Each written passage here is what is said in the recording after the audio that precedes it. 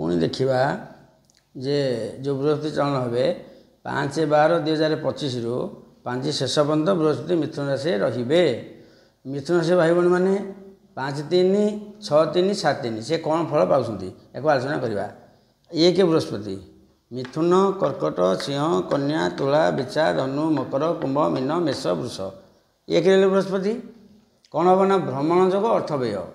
कौन 5 कोटी खर्च होना अर्थ व्यय किसी व्यय आपंकर जी आवश्यक ताठू टे अधिका व्यय भ्रमण जोग भी आसूसी किए ढेंकानाल बुलिया किए कटक बुलिया किए बालेश्वर बुलिया एक बृहस्पति भ्रमण जोग अर्थ व्यय दृष्टिफल अलग दृष्टिफल देखा मिथुन राशि बृहस्पति हेले सप्तमाधिपति और दशमाधिपति ये जो सप्तम दशम ग्रह हेले बृहस्पति से हेले लग्नस्थ से कौन फल देना 1 2 3 4 5 संतान जगह को बृहस्पति दृष्टि कले संतान उत्पादन हो पारे संतान सहित झगड़ा हो पारे उत्तम पिले उत्तम कथा न मानि पारती ज्ञान टिके कमी पारे कहीं बृहस्पति हूँ शत्रु क्षेत्र। अच्छा 1 2 3 4 5 7 सप्तम दृष्टि सप्तम स्थान निज घर धनु राशि को ये कौन फल देवे ना सप्तम हूँ जाया स्थान जार बहार होनी तार बहार हो पारे 100% आशा जे विदेश जावाक विसा बाहर करी पारे आशा रोच स्त्री सहित भल पड़ूनी बाहर होती पड़ी पारे आशा जार बर्तमान को सांग सहित विरोध होती सांग पुणी मिसबे पुणी सांग सहित भल संपर्क रही संख्या सप्तम आसूसी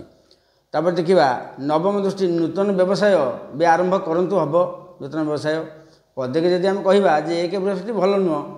सेटा हूँ स्थित फल आसो जातक जन्म लोक बृहस्पति एक अच्छी तार क्षति हे यहाँ गोचर फल 3 मास भल 2 मास खराब।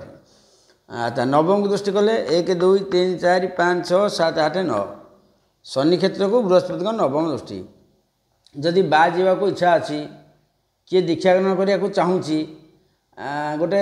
भल काम कौन गोटे करने चाहूँगी मठ करी कि मंदिर करी कि काम अधा कर सरुनी ये पीरियड जोक भाया लगी जातु